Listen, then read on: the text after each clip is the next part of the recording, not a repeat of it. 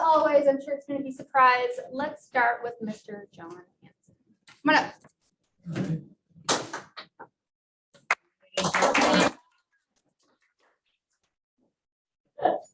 Okay, I made a promise to Dennis I wouldn't use anything Seinfeld ever again, but I gotta use it. Okay.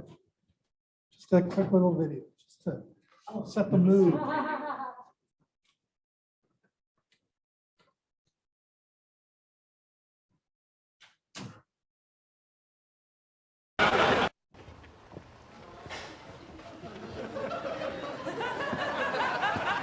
Medium turkey chili. Medium crab bisque.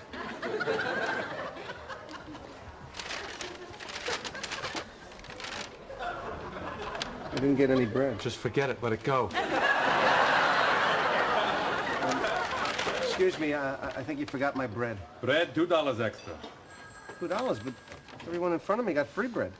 You want bread? Yes, please. $3. What? No soup for you.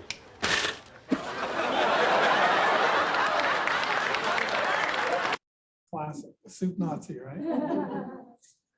So the point of that is. Hey, Jerry. Had a product, you know, this soup that was so good, people would come all around from the downtown area to go. It was a trip based on a true story, right? To go to this, get the soup. And the guy who served the soup was very persnickety and very, it's got to be done a certain way. You get in line, you got to do it right. If you don't do it right, you don't get my product. You're out of it, right? So I wanted to start off with that because I wanted to just touch base on a couple of issues about buyer brokers. Last week, I mentioned that I had a conversation with Annie Simmons where she talked about some changes coming up pretty soon on our MLS forms regarding buyer's agency and, you know, just being ready for those changes is to conform with the antitrust law suits that have been going on with MLSs. So we want to make sure that, you know, that we're getting ourselves in line, which would mean to me at the very least getting used to and comfortable with the buyer agency agreement and the conversations that go around buyer agency. Okay, because we're doing something a little different, right? A little peculiar in that we are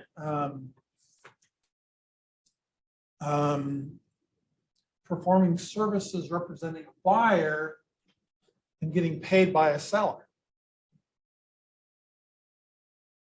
How does that even work, right? Well, within our agency law here in the state of Washington, right, in most states, the compensation and the representation are not related. Here in Washington, they made it very clear and specific. They are not related in any way. You can completely represent one party and get paid by the other. It's perfectly normal, perfectly fine to do it that way. I think sometimes we as real estate agents are our own worst enemies. We create stories in our mind about stuff based on our own experiences in life, things we've seen that are wrong. So we're afraid oftentimes of a buyer agency agreement. We're afraid to approach buyers with this buyer agency agreement. And our fear is probably our biggest enemy in doing it. Again, and we create those stories. So we gotta develop a little bit of an attitude, like the frequencies attitude, you know, not to that extent, but you know, to that degree where we know we've got a great product of service that we have to offer, and we are going to be asking the buyer to. Do you want to go ahead and put up the 41A? On paragraph 4, we're going to be asking the buyer to pay the commission. Why? Okay, so you've heard me go over this a million times. I'm going to do it again. That is that for a contract to be a valid contract, there must be consideration given by both parties. So for us to have a contract with the buyer, we're giving consideration. We're going to give the services and everything. What's the buyer going to give?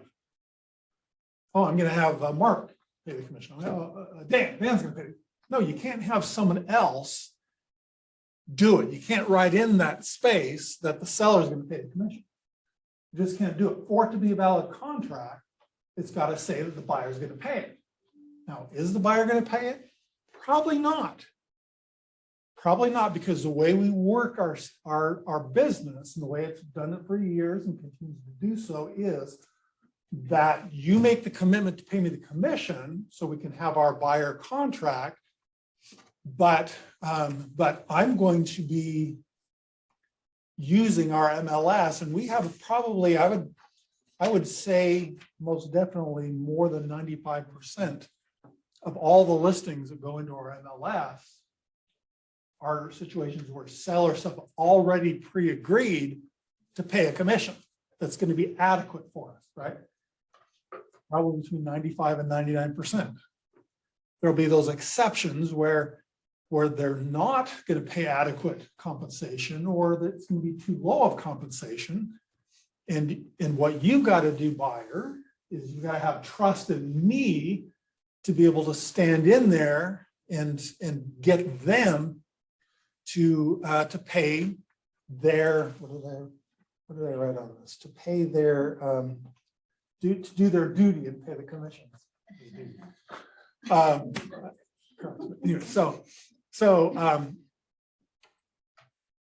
So that means we've got to stand in there together. You know, my dad and mom have passed away, but when Dad was alive, he was, one of the things that made him the maddest in his life was when him and my mom went to Mexico, which they always did. And my mom had set in her mind something she saw the year before. This was they had a condo in Ixtapa, and she had seen this thing she wanted for a kitchen. It was a perfect thing, decorative thing for a kitchen. She just had to have it. And so they said, okay, so we'll go down this year. She said to my dad, you gotta negotiate and get this thing for me. And my dad loved to negotiate. You know, he was like, I was like my mom. My dad loved to negotiate. So my dad goes into the store. My mom shows him the item. And Dad says, okay, back up. You know, my dad's a negotiator. And so she goes and steps aside. My dad walks, the clerk comes up to him, you know, says, can I help him? He says, well, I was just looking at a few things here. My mom's back. You know, he's fine. So he goes up and he says, well, what about this? Well, like this thing right here, how much does this cost? He says, well, it's pretty nice. I spent, you know, a lot of time just carving that in the evenings and making it just perfect and all this. And so my dad said, okay, well, so it looks like you're asking, you know, $220 for it. So how about I give you 40?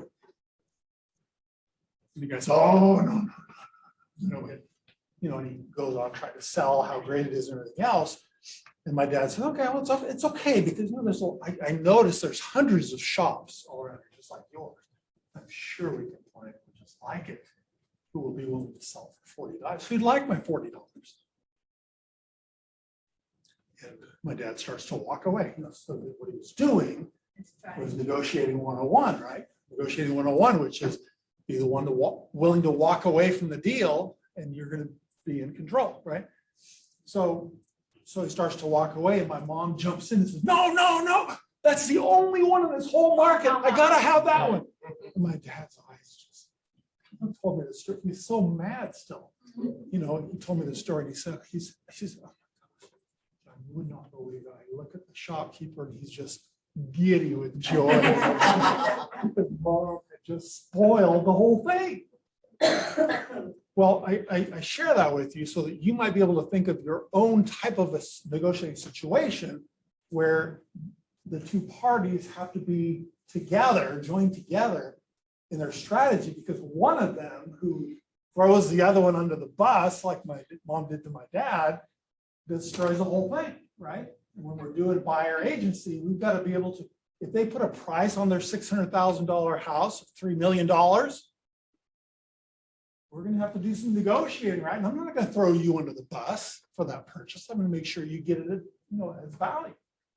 And at the same time, I want to make sure I get paid. Would you mind if, after all these services I perform for you, would you mind if I get paid as long as you don't have to pay me? Is that all right? As long as you don't have to pay me, are you okay with my getting paid? I love that question. Because if they say, yeah, I don't want you to get paid, then you're talking to the wrong person, get a new buyer. right? Because they should say, no, that's fine. Okay, well, I need your help. And if I have your help, we're going to be able to do this in a way so that you don't have to pay me anything. Yes, it says that, but that's to make the contract valid. Without consideration by both parties, it's not a valid contract. So it's going to say you're going to pay me, but you're not. This paragraph talks about how our MLS has a way of doing things so that, you know, when the seller has pre-committed, as 95 to 99% of them have to pay a commission, we don't have a problem. But when there is a problem, we're going to have to be together. We're going to have to work together to make this thing happen. Now, agency law has 7 duties that real estate licensees owe to someone that they don't represent, or that they do represent. Either one. 7 duties, but 5 specific duties that we owe toward the party we do represent. 2 of those duties are confidentiality and loyalty. And loyalty means that, and this happens all the time in real estate, if I find a screaming deal for sale, if I find a screaming deal off market, just hit the market, whatever it is, loyalty means even if I'm looking for it for myself, I have to put your interests ahead of my own. Loyalty means even though my cousin's looking for something like this, I've got an agency relationship with you, I've got to put your interests ahead of my cousin. You come first all the time, right? I'm going to bring it to your attention first so we can go for it. But those duties, those important duties of confidentiality and loyalty, you know, are duties that, yes, even if we didn't have a buyer agency agreement, they would exist if I started helping you. This is the soup nuts, but I don't do that. That's not how I work. The way I work is that unless you're willing to make commitments along with me to do things this way, I can't represent you. I won't represent you. And you've got to be willing to walk away from the buyer who's not willing to do that. And sometimes the one who's willing to walk away, of course, controls that relationship and is going to have that and is going to have that upper hand, you know, anyway. But these are conversations that I think are really important that we have with our buyers so they understand. So they understand that even though it says that they're going to pay me a 3% commission, okay, I'm going to not I'm not going to do things in a way that they're going to have to do that. And they've got to understand how that system works, how our MLS works, which is all described right here in 4A. Okay, but I just see buyer agency agreements regularly, you know, that say seller to pay, things like that. Well, all you're doing when you write things in there is you're destroying the whole concept of a contract and you're making it of no effect.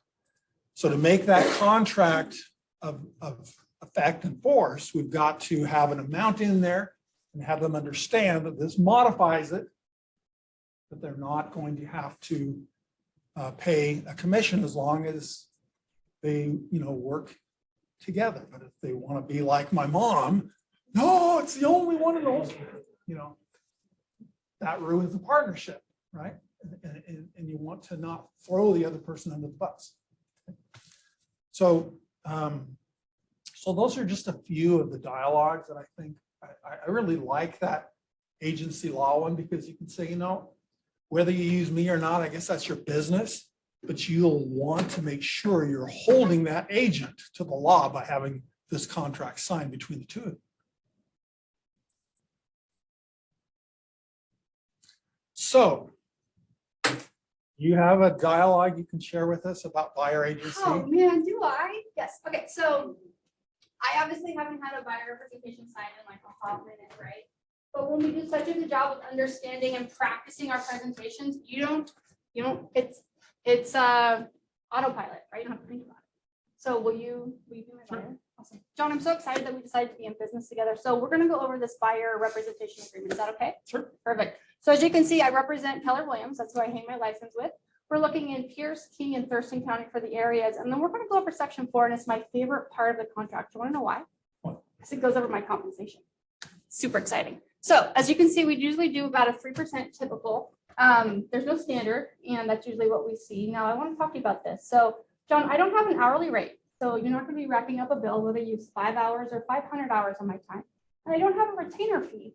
And something that I'm really good at is actually negotiating my fees with the sellers. So we're going to put in here 3%. So one, that this form is binding and it's legal. And two, when we get to a transaction that maybe we need to talk about compensation, we're in agreement. Because would you agree that when you show up for your job, you expect to be paid?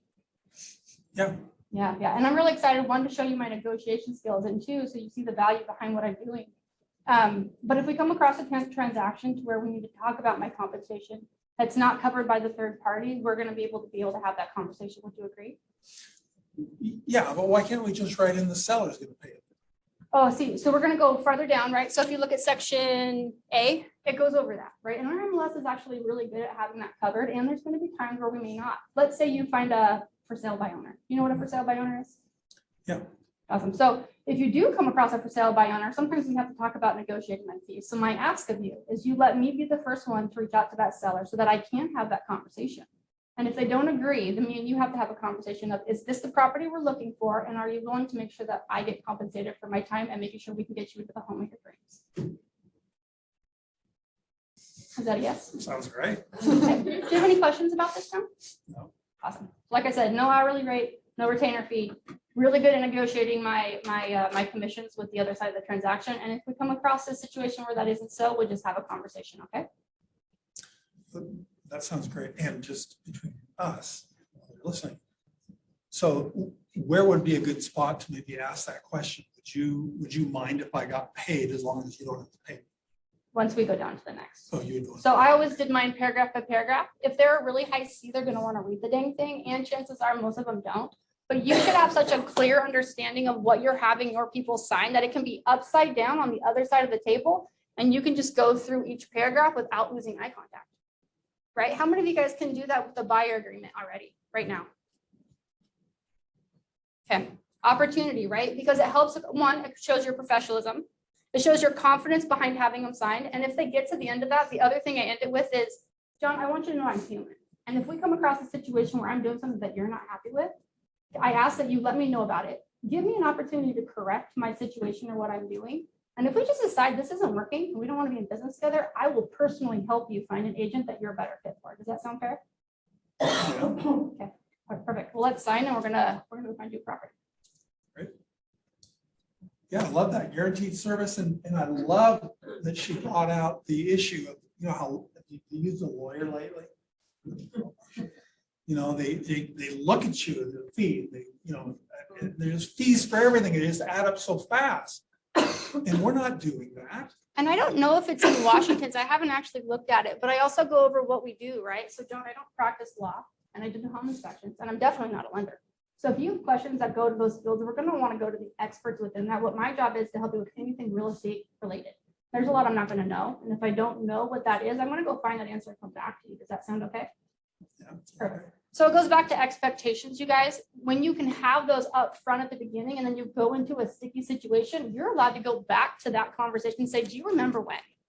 The same thing with the needs analysis. As we start going to the shifting market, we're going to be able to go back to the expectation of Mr. and Mrs. Buyer. I average 5 houses for my clients before I get them under contract. Instead of us having to be so reactive for what is coming on the market, you can actually create a structured showing agenda and get them in contract same day, right? We're hopefully we'll be able to go back to a market that's like that. But if you go to where you're opening 7 doors, it's back to the drawing board. John, I'm so sorry. I really missed the mark and I think we need to sit back down. I thought I had really good clarity on what it was you were looking for. And we're at our 7th house and it doesn't seem like you want to write an offer. So again, I apologize. I don't want to be wasting your time. We're going to go back through that needs analysis. I'm going to ask you 500 more questions so that we can only open up 5 doors and get you into a home. Does that sound okay? 500 questions is a lot. But I just want to know what we're looking for because I have access to things that aren't on the market yet. And I've got great relationships with agents that also have properties that may be coming onto the market. And I want to make sure I know exactly what you're looking for so we don't miss anything. Great point here. Wouldn't you agree that, and you know this already, but Lindy is awesome at dialogues, right? So you'll notice that, not to be Captain Obvious here, but I'm a slow talker, right? So when I talk, I speak slow and I want clarity because I've always feared saying the wrong thing, making a mistake. So I always talk slow to make sure I don't make a mistake, right? And that's just how I talk. But when I'm talking to somebody, I want someone who talks fast, and if they talk too slow, it's like, I'm taken, right? I gotta go. So I would have a hard time talking to myself. That is hilarious. So be aware that when Lindy's talking, it's like, yeah, I like that she's talking fast. She could have tried to match my tonation, match my everything. That would have been wrong. Well, Because and I couldn't sit there and listen to someone talking as slow as I talk. I gotta have someone who just moves through it like she does. you have to be paying attention too, right? So if you're sitting down with two buyers, one, it's understanding who's leading the conversation. And for the most time, which is kind of odd, it's the quiet one, right? So knowing that you're engaging with both. And then there's mirror and match. You guys have heard that before, right? So I do talk wicked fast and I get wicked excited when I talk about real estate. So if I find myself with clients that are starting to either gloss over, I can find losing them, I either physically sit on my hands or I'll hold my pencil with two hands. It's called an anchor. And it reminds me to slow down. I also played instruments. So sometimes I'll tap my foot to a rhythm. So it slows me down as well. So there's different tips and tricks to help build those relationships and rapport so that you guys are communicating in a way that it builds that foundation of trust, right? But understanding what you're having them sign is the most important part. So you walk in there with confidence. I still in my car was just cleaning it. I have an Idaho buyer agreement in the back pocket of my seat because I never didn't have one with me because I never knew when an opportunity was going to present itself. I've talked to you guys all the time about never letting someone leave your open house without having set the appointment same day, right? So things like that. I remember going to a mountain bike race, totally lost, don't want to talk about it, but I was able to procure a buyer right there in the parking lot as like I'm bleeding and my helmet's broke, right? Literally had them sign that representation because we were in the middle of the conversation and I didn't want to lose it. So it's always about being prepared and pouncing on the opportunity instead of sitting back and waiting for the next business day or when you think it's going to be convenient because you may miss that mark. But understanding this at a high level is super important. So reaching out to somebody else to practice. Someone that you know is doing buyer presentations all the time, like buyer's agents on Teams, like grab them with lunch or coffee and have them role play and then rip off and duplicate what you like and make it your own because it makes it so you're practicing real time, but you're not practicing on your clients. Maggie, did you have a question for? Just something to add, you mentioned a buyer presentation. I think that's important to add as well, that you want to show value and then ask them to sign something. Oh, yeah. Like you don't start the conversation with, just sign this, I'm going to represent, if you Well- haven't shown anything yet, right? So I think that's like an important thing to point out, like show your value, why they should hire you. Well, then that's what you're And I asking. always do kind of a take back and I never looked at it as a bad, but it's my opportunity to be, I want to work with you. This is my opportunity to interview you as you're interviewing me because I want to make sure a really good fit. So when you do kind of a weird take back like that, the buyers get confused.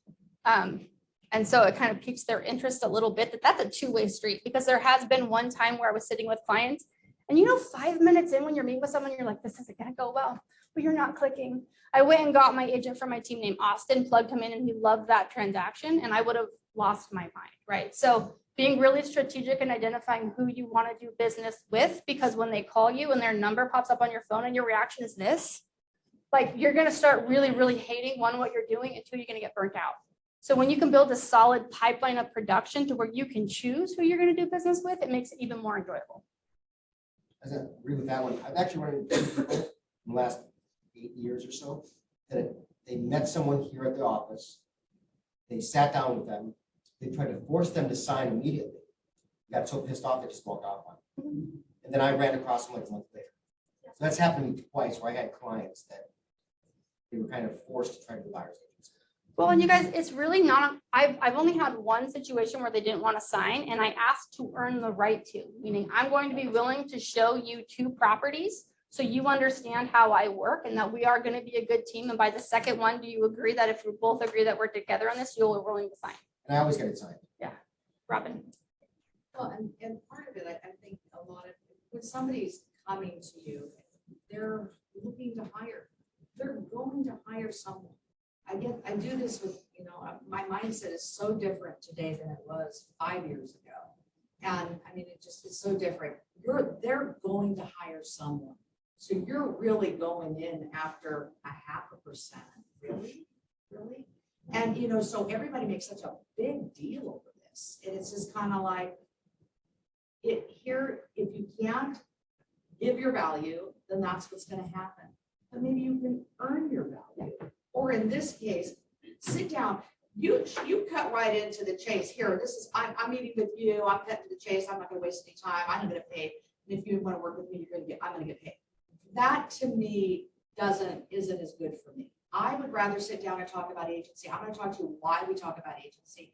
And then here, you're going to be making a decision if you're going to be hiring me and if we're going to work together, because here, I'm also busy and I'm really time blocked here. And I want to make sure that I can set that time aside for you because I'm dedicating my time and I have my staff or my people that are helping working with me. And that's a value there. And they sign right like that. Oh, I yeah. just don't have that, that coming in with that, because they're gonna hire somebody. And here's the reality, if you don't want to bring any money to the table, all commissions are advertised now. So here, if you sign a 3% listing and you're worried about a 0.5%, okay, I get that, okay. And we can talk about that if that's gonna be a problem, if it comes up.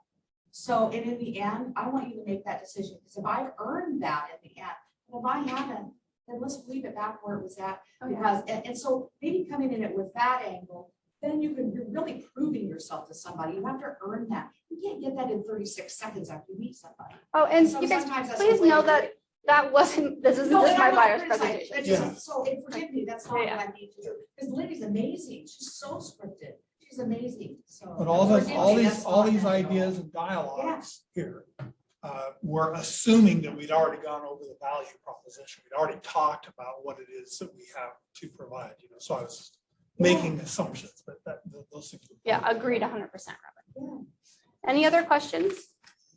Okay, now I want to see show of hands. Who's going to commit to practicing their buyer presentation at least once this week? Freaking love it. So there's multiple hands up. You guys can connect with each other or somebody else, but I wouldn't mess around. This is something that should already be second nature so that you can plug into any opportunity that presents itself in any weird random given moment. Thanks, John.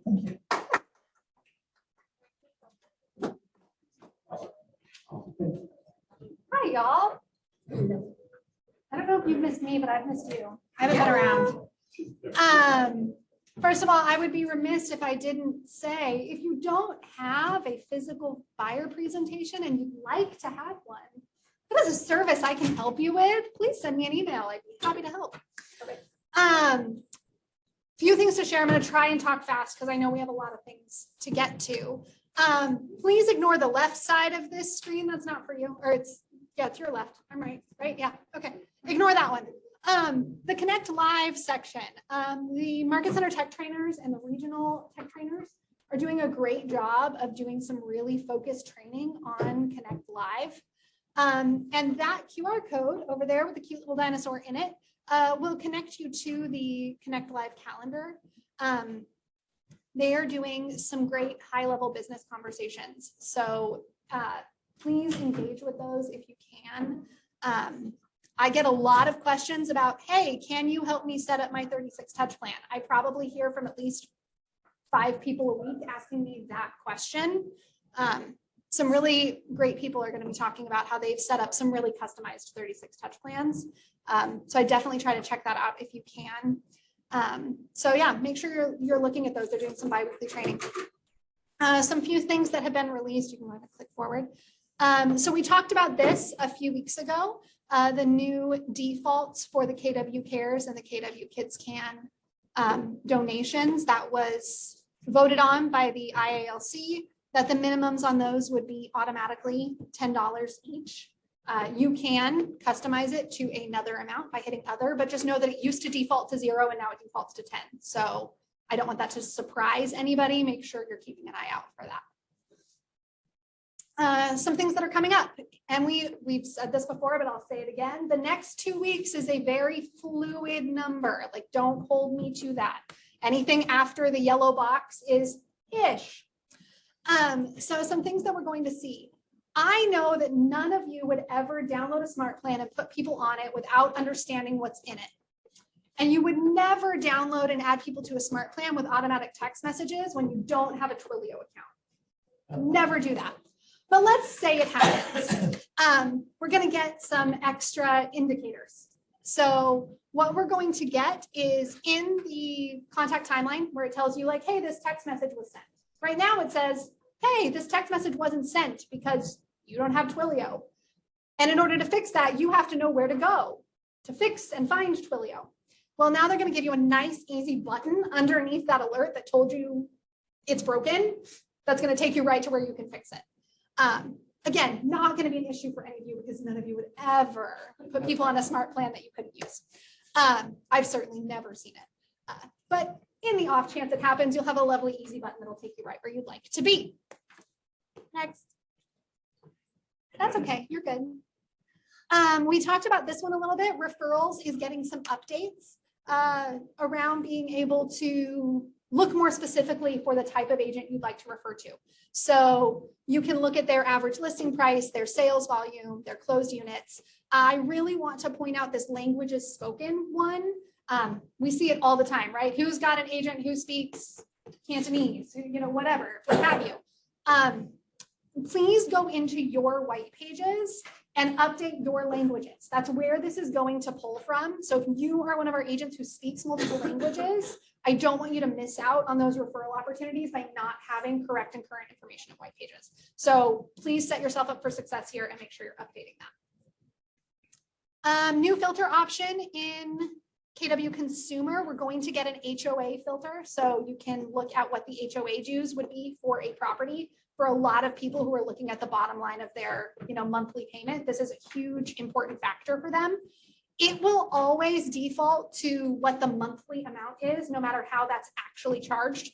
So just know that just because it says like monthly fee of like, $82 a month, that may be paid quarterly or yearly or something like that, but it's going to break it down into monthly for you. We don't care about offboarding.loop. Okay. I was going to share a little bit about Keller Covered as well. I'm going to save that for next week. But please know that that's now integrated into Command where you can invite your consumers to look at Keller Covered for their insurance needs. So if you have more questions, let me know, but I will talk about it. Thanks, Crystal. Yep. All right. As always, guys, we're covering shift. Today we have the amazing Kathy coming to hang out with us today to go over shift tactic 7. And as always, I'm going to start with some story time, which, guys, as funny as that sounds, I actually really enjoy reading to you a little bit. All right, so I'm just going to read a paragraph. Not chasing the market means pricing your listings ahead of it. When a house isn't priced ahead of the market, it's essentially behind the opportunity curve. The opportunity to get the best price possible. This makes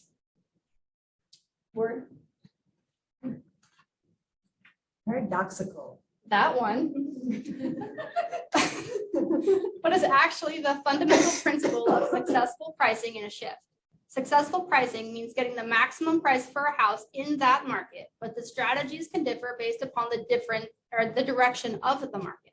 Sellers must first decide if they really want, or if they really need and really want to sell. If their decision, this is their decision to make. Once they decide to sell, our job as an agent is to show them how to make that happen.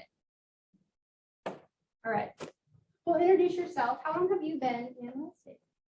Kathy Kleber, and this is my 17th year. Whew, that's crazy. So how many shifts have you experienced? Just the real big one. And how was that? So the Great Recession, I started becoming a licensed agent in 2005. It was kind of a heyday, but I didn't have any clients, so I watched everybody else have a heyday. And then 2007, I had built up, I was actually the top agent in the Tacoma office for 2007, 2 years in. So in August of 2007, I had 30 listings. And I was paying for staging in every one of them. Oh, wow. Yeah. Wow. And so we didn't sell another house for the rest of the year. As contracts expired, I took staging off my offering. And it was brutal. It was a brutal time.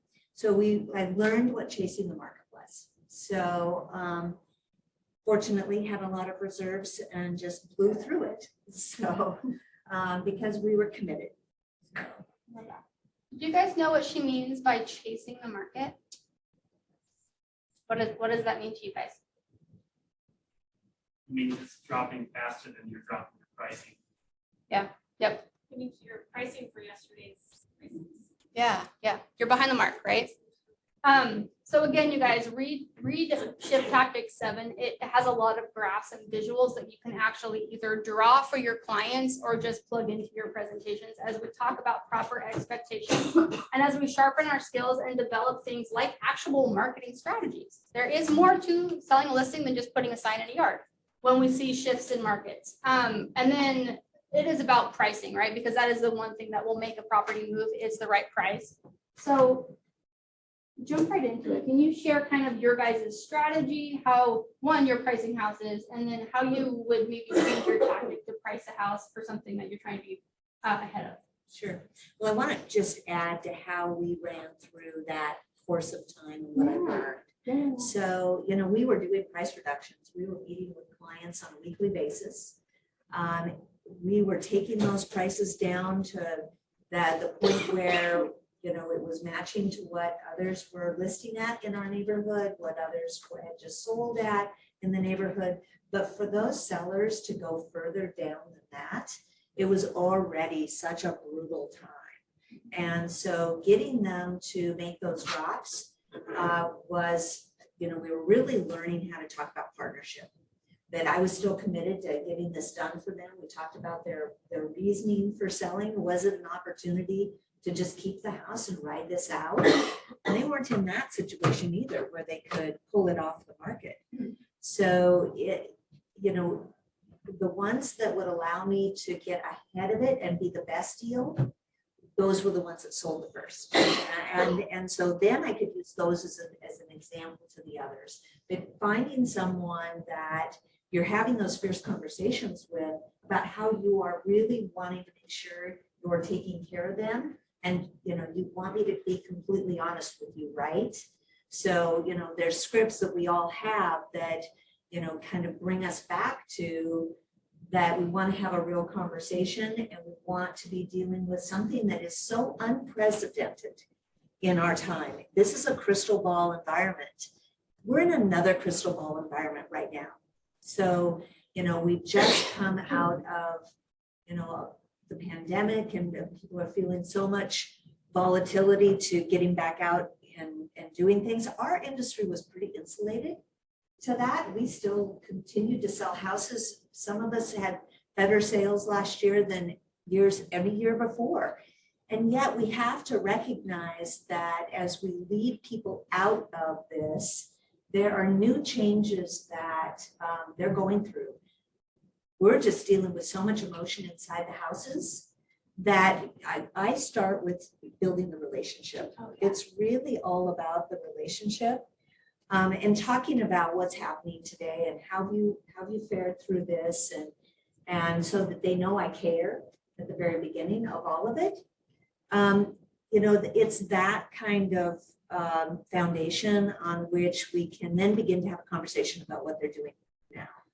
So you guys probably, many of you know me and know that I work a lot with seniors. So we start with where are you going?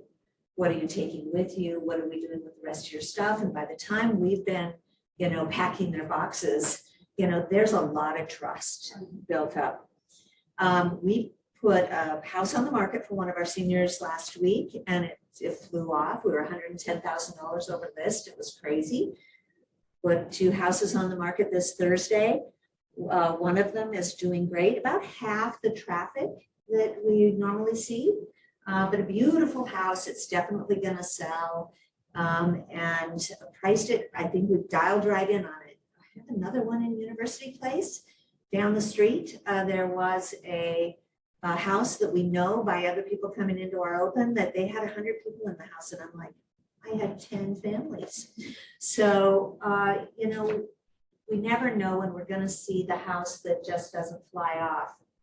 A couple things that I do is and I need to thank Chloe. I say we with the loyalty of having people that help me get this done. She's going to actually pass out a showing report that we do that gives detailed information about what agents are saying. I say, I can't necessarily tell you what's causing this one to not fly off the market, but the 10 families that came through on Saturday and the 4 families that came through on Sunday, they liked the house. They recognized it needed updating. They didn't think the price was unfair. Of course, a lot of people aren't going to tell you that. They're just going to vote with their wallet. And then but then the steep driveway, the big open loft, which wasn't closed in, it just was a very unique house. So that one, I'm going to be having this kind of conversation, the feedback conversation. We've only had 3 showings on that house all week. Tomorrow is my offer review date.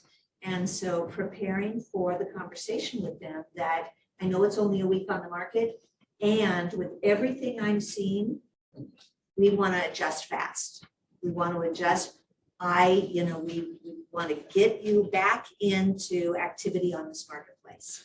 And so we'll make an adjustment even just 1 week on the market for them. And I believe, since I've already sold them a house, remodeled that house, moved them, and remodeled this house to some extent, that I have their confidence that we can have that conversation. Oh, yeah. So it's having the feedback and not leaning into our own guessing. So I'm going to talk about starting the pricing, managing expectations first, okay? Because what we really do is start off saying, you know, I'm here with a lot of information for you today. This is my first visit to your house. So I didn't come with an exact knowledge of what the house value would be today. What I did bring is what's happening in the marketplace around your house and in a larger area of houses like yours. So we're going to get to look at that data. But first off, usually when I sit down with people, they have an idea of what they want to list their house for. Do you have an idea of what you want to list your house for? You know, it'd be amazing if we can probably go 635. Okay. And where did you get that information? How did you study? Couple things. My neighbor down the way sold, and she shared with me what they had received. And I thought that was a little better. And then obviously Zillow, and just kind of my gut feeling from when we purchased it, when we put into it. I just think that's kind of where we're at. Okay, great. Well, we're going to look at the numbers and see how close that is in a minute. Tell me a little bit about your neighbor's house. How close is it here? It's half mile. It's that blue one over there with the crooked curve. I know it drives me crazy. But so they did the updated kitchen just as we did. They didn't do the bathroom updates like we have, and then carpet, and that's just, we don't have carpet. Okay, all right, well, great. So square footage about the same?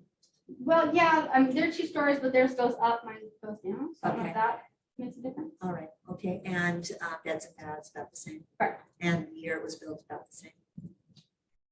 I have no idea. Okay, well, I actually have that house. in Oh, my perfect. research. So I just wanted to, I'm going to just tell you a little bit of background. So I owned a market research company for 25 years. And so looking at the data is always a foundational piece for us. And then we come in and we look at the specific house, and then we modify based on that. So I'm going to have this range of price. And sometimes that range feels large. We're going to start by looking at a public record piece of information. Let's look at the realist report. And by the way, look at, you bought this house clear back then, and you definitely have done well. So great appreciation, and love the things that you've done to the house. I can already see, and I'm going to get a tour later so I can see the whole thing. Okay. So as we look at the numbers here, we see on the second page a range that it comes from CoreLogic. It's kind of like Zillow, but I think it's a little better because it actually includes all of the sales, not just MLS sales. It includes all the public record sales Oh, got too. it. Okay. So it's a bigger pool of data to lean into, okay? So it says that your range, your number, your 635, okay, is at the very high end of this range, right? Okay, so, and then that range goes clear down to 525. Now, granted, that would be a really bad house, okay? All right, so that would be one that I'd be going, we've got a lot to do on it, or we get to give somebody else an opportunity to do stuff. If that's not your house, okay? So then there's this average price, okay? So that's just our starting place. It's absolutely my starting place before I even come into your house, okay? Because again, we're blinding, right? So I'm gonna come in now and I ran my comp. So look at this. Here's the map and stats report out of the MLS. Now you're gonna be listed on the MLS, which in today's market is excellent because that's where everybody's looking and that's how we get multiple offers to occur. Got it. All right. So when we look at these are all sold in a open market situation where lots of people could come and see it. Lots of people could make offers on it. And I want to look at this CDOM piece right over here first. That means cumulative days on market. So if I sold your house and you had to move in 30 days, would that be a problem? Well, I mean, I guess this is what I'm signing up for. Okay, so we want to plan the Yeah. whole process of your move, and we're going to have you completely organized for this process because we completely come beside you. Oh, cool. Okay, so don't fear that fast number of days just says we're in contract and you don't have to have any more showings. Oh, got it. Okay, all right. Perfect. Then we get 30 days to close and get you moved. Oh, okay. All right, okay. So we're going to look now not at the price you see on Zillow, because that was the sold price, okay? In order to get to that sold price, we had to have a list price, okay? We list to the list price because the list price is the magic. It's what creates the interest in the marketplace to get so many people here. If we price at the top of that, at what it actually sold for, buyers today are shopping below what they expect to pay because in this multiple offer environment today, you have to go in knowing you might have to pay more for the house you love. Got it. Okay, so they're shopping, even if they think they're going to pay $635, okay? They're shopping at $600. Got it. Okay, so the person that's going to really be willing to pay $635 for your house won't see your listing if we listed at $635.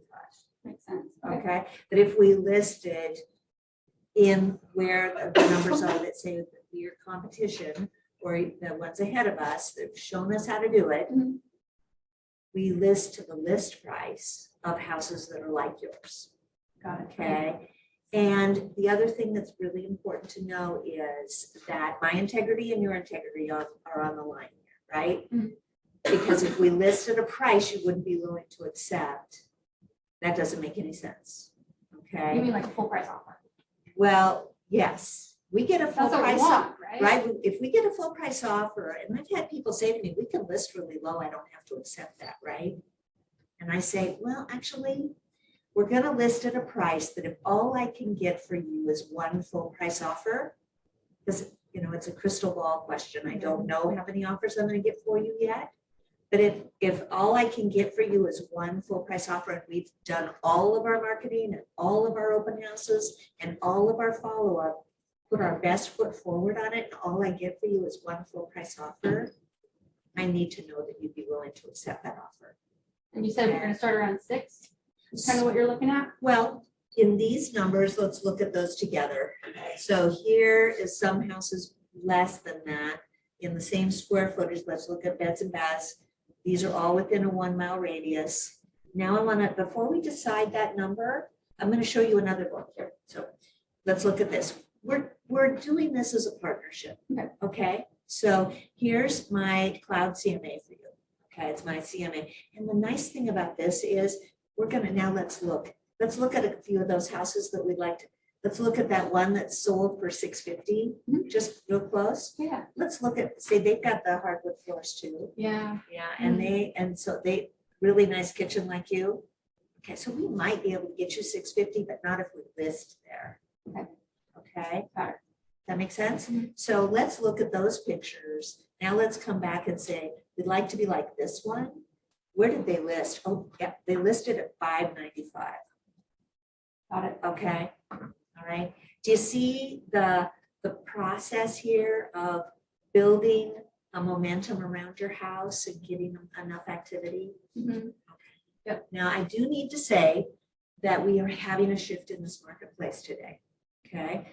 Everything we're looking at here is history, okay? All right, so it's Okay. sales up to today, which means that they went into contract at least 30 days ago. Valid. And the other thing that's happening is interest rates continue to rise. We're seeing fewer people come to open houses. Some people are kind of checking out because they felt like they missed the market or they're getting priced out. Yeah. All right, so we have to be especially careful. All right, we want to get on the market as quick as we can because we want to, be before a bunch of houses are sitting. Okay, because they're usually still going off pretty quickly. So I haven't missed. You my- haven't my missed the opportunity. market, no, and Okay. especially if we do this right. So the other thing, though, that we need to keep in mind is that I can't tell you, we're gonna put our very best foot forward in the house and for the house. And if we get to the end of that first week, because we'll go on the market on Wednesday, we'll do 2 open houses, we'll have all offers due on Wednesday. You and I'll be sitting together on Thursday, hopefully looking at a spreadsheet of all the offers. All right, that's what we've done a lot for the last couple of years. And if that's not the case, we're gonna be looking at what's taken place in the market, what houses did go pending. And we're gonna stay in touch with this to get your house sold for the very best price. Is that all right? Sounds like a plan. This is a partnership. Yeah. Okay, I can't tell you exactly what your house is gonna sell for, but I can tell you what's worth. That sounds good. All right. Perfect. So when you identify that range or that price as you're looking to be in front of the market, what are the 3 things you're looking at? Are you going 30 days back in pendings? Are you looking at active listings? Because when I was in sales, back when it was a softer buyer's market, I would be 5 sold, 5 pendings, 5 active. Is what I would pull into my book, right, to show them how I validated the price range that I have. What's your strategy when you're trying to be in front of the market? So we try and look now at 90 days rather than 6 months. Okay. And if there's not enough data there, then I just point out the difference that's taken place in that time. I want them to look at everything in their quarter-mile radius because those are the ones they think that are their neighbors, right? So we'll look at everything and we'll talk about why those are different or why they're the same.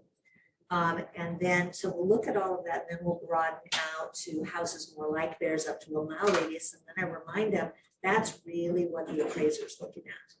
And I can't price above what the appraisals have done in the past. And one tricky thing is with people protecting against low appraisals, we can't look at these sold prices and say that they appraised for that.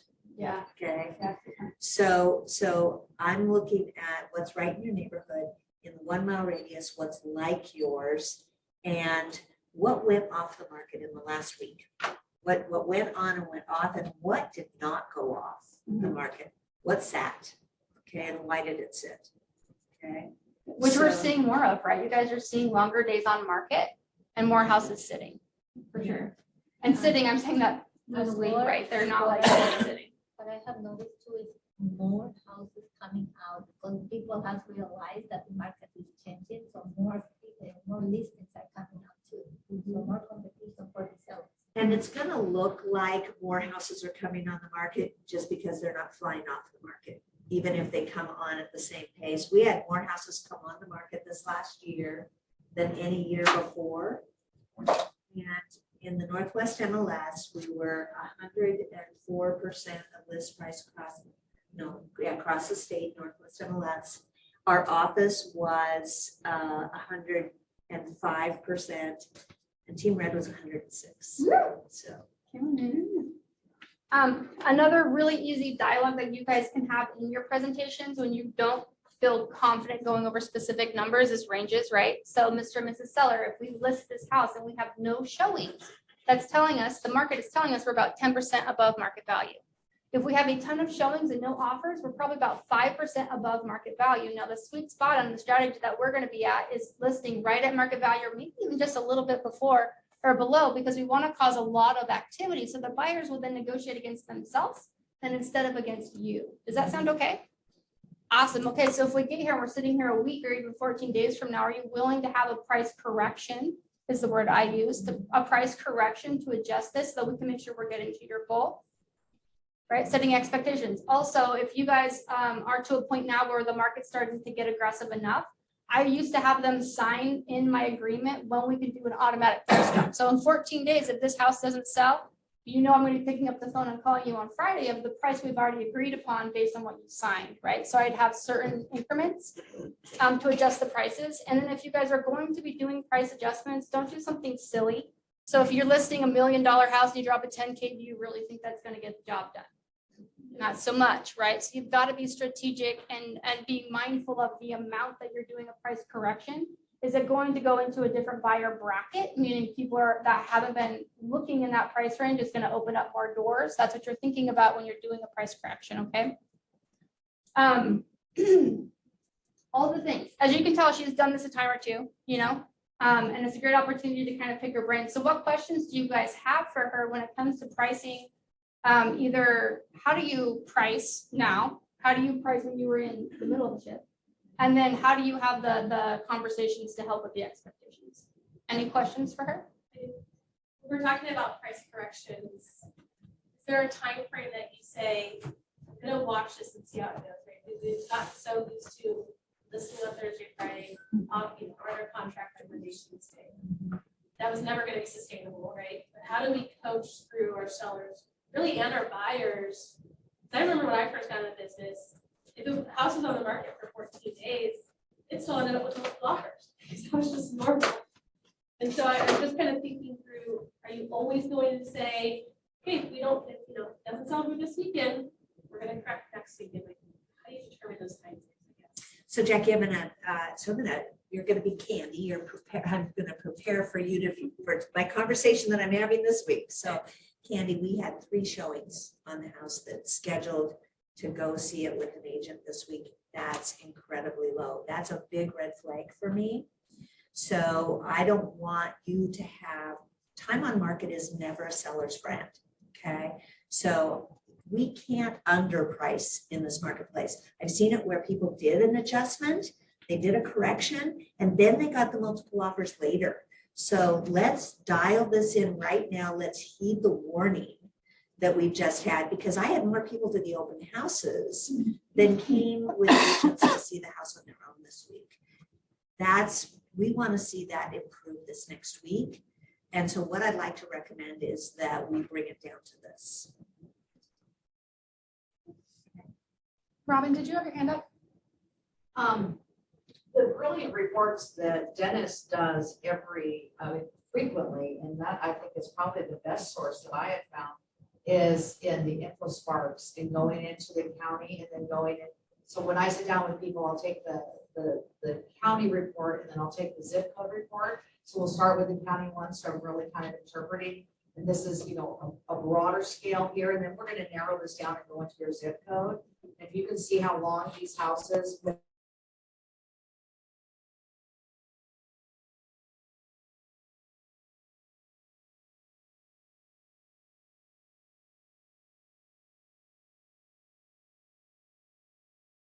particular, so there's more time on the market. So we need to position here a little more strategically and change this. But at that 18 days, that's drop dead day. You aren't under contract. The market has rejected your home for 3 reasons.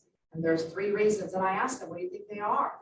And, the first thing they'll say, you never say price first. That's just me. I'm not going to say price first because everybody says price first. I said, well, what could it be? How's the marketing? And what's the activity getting?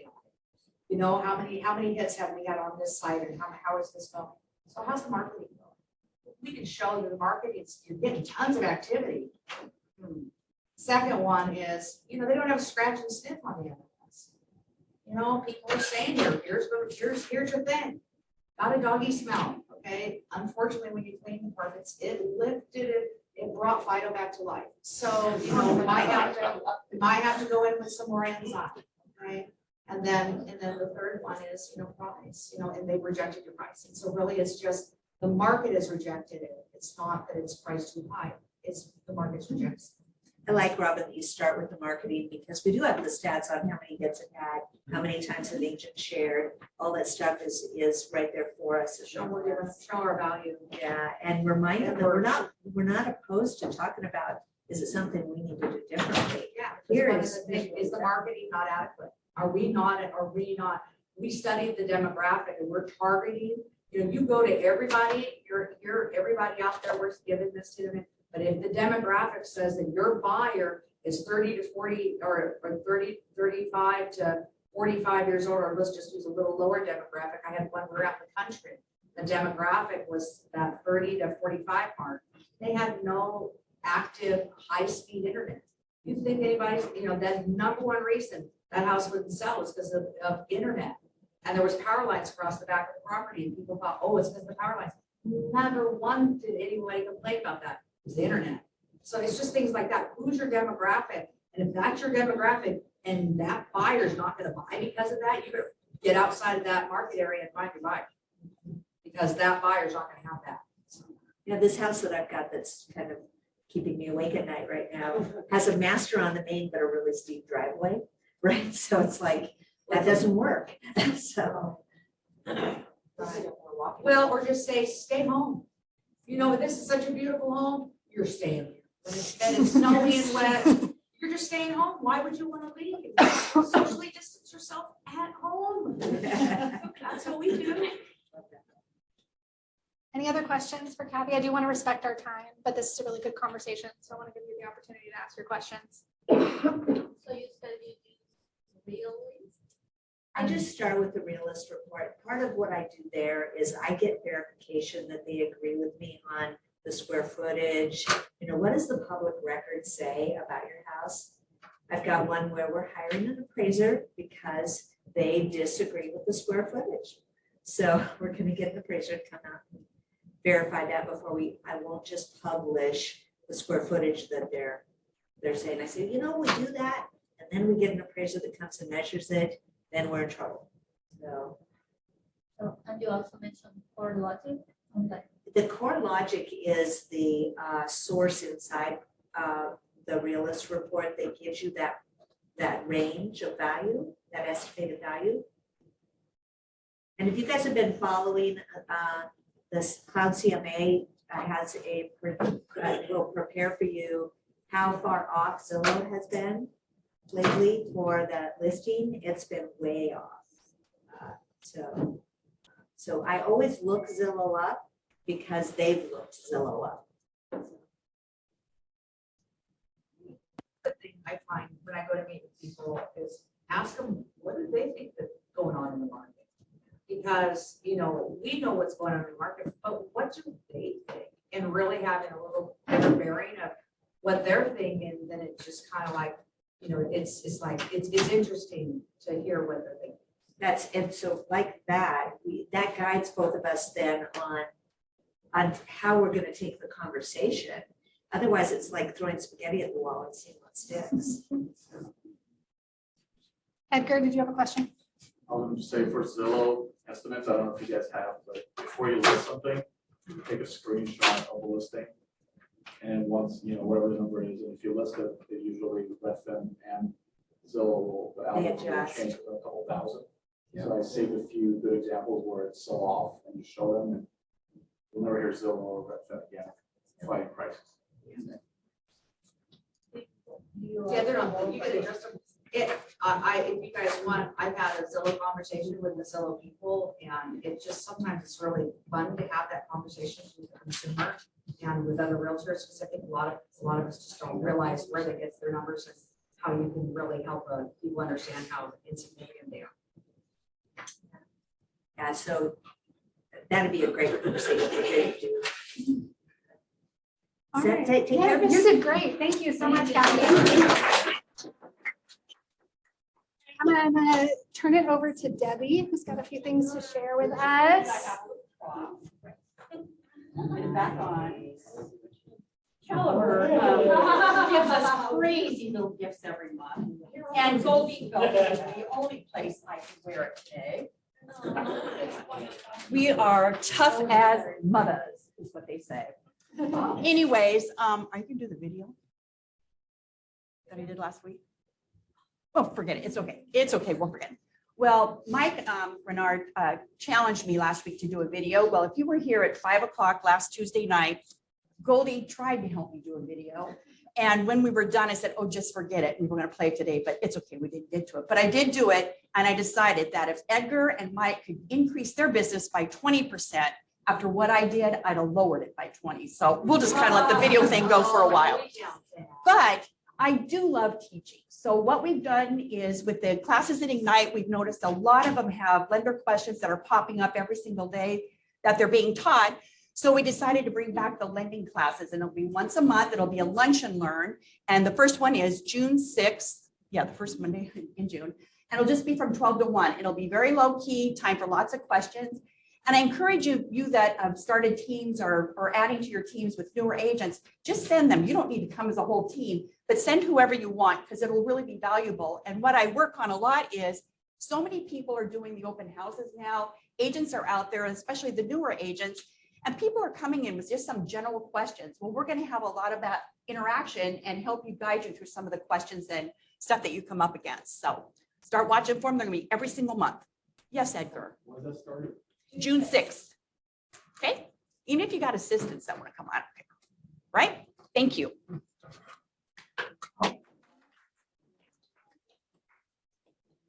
Thanks, Debbie. I'm going to walk us through some announcements super fast. So we have Financial Peace Universities starting on May 19th with Dan and Cheryl. This is in person in this office. We've got Coaching Corner. The next one is May 17th. That's today. Today is May 17th. So this is a great time to go to this one because usually it's the same time as my class, and I usually tell you to go to my class, but my class is canceled today. So go to Rita's Coaching Corner. It'd be great. And then next week, come to my class. We've got the CMA workshop that was rescheduled. So that's May 19th. It is digital only. So there's no cap on how many people can attend. And it's always specific to what's currently happening. Anna does a really, really good job with this. So even if you've gone before, go again, go every time it's offered, register, put it on your calendar.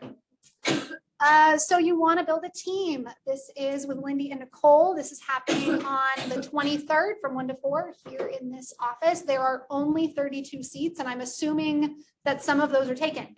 So make sure you register quickly. If you are even thinking about adding to your team or building a team of any sort, like make sure you know the best way to go about that. And this is the way to find that out. And then Julianne is teaching our DISC class here as well on Thursday, the 26th. Again, only 24 seats available, and I'm assuming some of those are gone. We all know what the DISC is, and it's a great way to figure out how to best communicate with people. So if you haven't taken it or it's been a while, make sure you register and check that out. ESO, if expansion is on your radar in any way, shape, or form, this is a required class in order to be able to do that. They are offering it in person in Boise. That's probably about as close as it's going to get for a while. And Cody is great. Not only is he from our region, so he's got special interest in helping us succeed, but he runs that program and he's super fabulous. So if that's on your radar at all, take the opportunity to register and go to ESO. Quantum Leap with Linda McKissick, July 28th. That's in Tacoma. Again, about as close as it can get. And Linda is amazing. So if you haven't taken Quantum Leap or it's been a minute, same thing. Like take the opportunity to be in that room. The energy is sure to be amazing.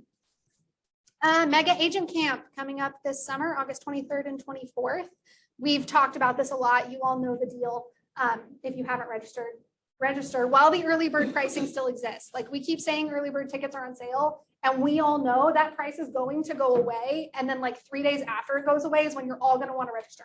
So do yourself a favor, save yourselves a few $100, register today. That's it. Love your faces.